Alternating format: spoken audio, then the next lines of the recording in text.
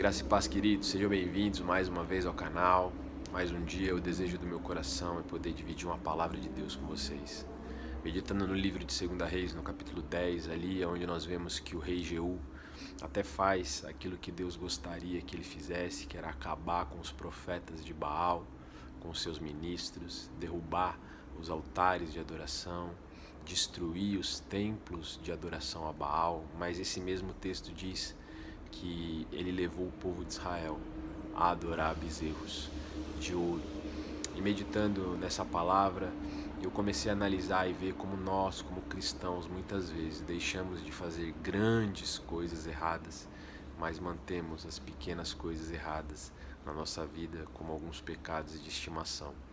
O cristão, infelizmente, ele tem a mania de colocar os pecados numa prateleira, como se alguns pecados fossem maiores, outros fossem menores, alguns medianos, e ali nessa escala humana que nós mesmos colocamos, nós entendemos o que é um pecadinho, um pecadão, e aí a gente vai seguindo a vida, deixando os pecadões longe da gente, muitas vezes convivendo com os pecadinhos.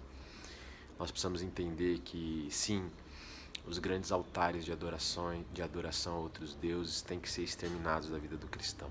Mas aquelas pequenas pedras de adoração a pequenos deuses também precisam ser tiradas do nosso meio.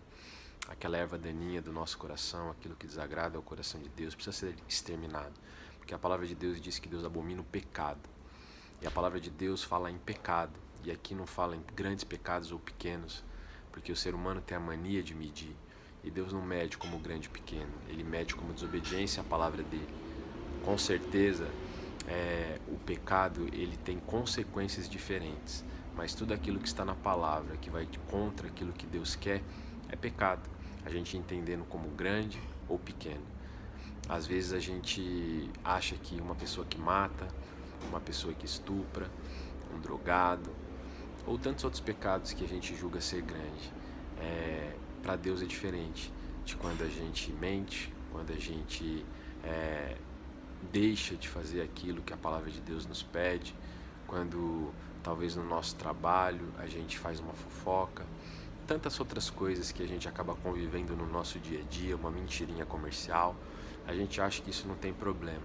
E para Deus isso desagrada o coração dele também. A gente está vivendo uma geração hoje que está tratando como fraqueza aquilo que a Bíblia diz que é pecado e que precisa ser exterminado, porque essas pequenas ervas daninhas, elas nos afastam do nosso relacionamento com o Senhor, um relacionamento mais íntimo, um relacionamento de profundidade, porque Deus, Ele quer a nossa vida na sua totalidade, a nossa vida, o nosso coração 100%, não 95%.